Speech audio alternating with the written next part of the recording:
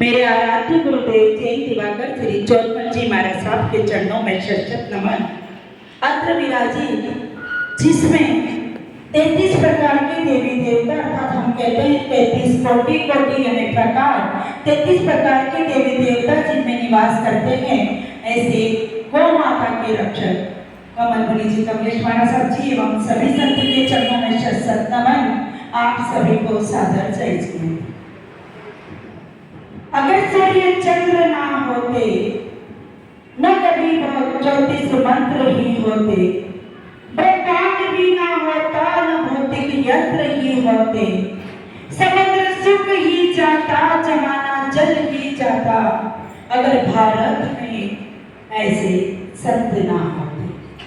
कहते हैं कि जिंदगी में दिन भर दौड़ता है आदमी और दौड़ दौड़ कर धन जोड़ता है आदमी, धन जोड़ जोड़ कर धर्म से रुख मोड़ता है आदमी, और भी पापों का होता है कलेक्शन, कर्मों का मिलता है रिएक्शन, और ऊपर वाले हमारा करते हैं डिवीजन। क्योंकि कर्म एक ऐसा रेस्टोरेंट है जहाँ हमें वही मिलता है जहाँ हमने पकाया है। अगर अच्छा भोजन चाहिए तो पुण्य का बैलेंस ऐसा रखिए कि हमारा संचित पुण्य खत्म ना हो, क्योंकि पुण्य हमें छप्पर फाड़ के देता है और पाप हमें थप्पड़ मार कर देता है। हमें रोज एक सामने प्रवचन हो या घर हो, बस एक घड़ी दिखाई देती है। हम घड़ी में देखते हैं केवल वक्त कितना बजा है, पर हमने क्या कभी आज तक उस घड़ी से कुछ शिक्षा की है? नहीं, बिल्कुल नहीं। मैं बताना चाहूंगी कि घड़ी हमें क्या संदेश देती है। वो कहती है कि 12 और 1 13, 11 और 2 13, 10 और 3 13, 9 और 4 13, 8 और 5 13, 7 और 6 13, अर्थात ये समय तेरा है।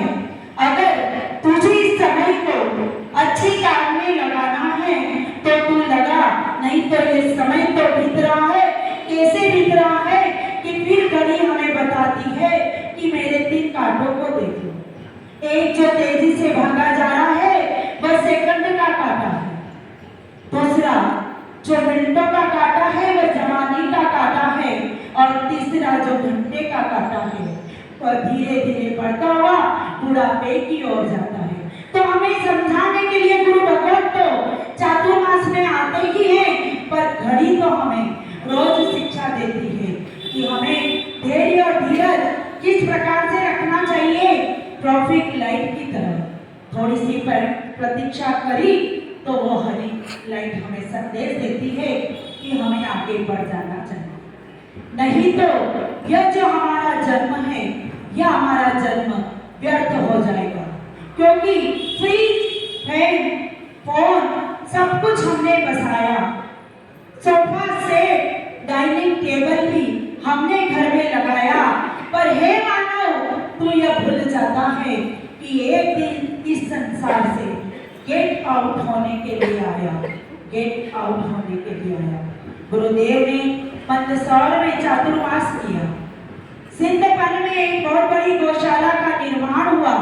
आज भी वह गौशाला लगातार निर्माणाधीन है। गौशाला कहीं पे भी हो वह तभी सक्सेस होती है जब उसके देख रेख करने वाले हो, और सिंधपन में पूरी एक टीम गुरुदेव के सानिध्य में बनी और वह कार्य तेजी से चला आ रहा है।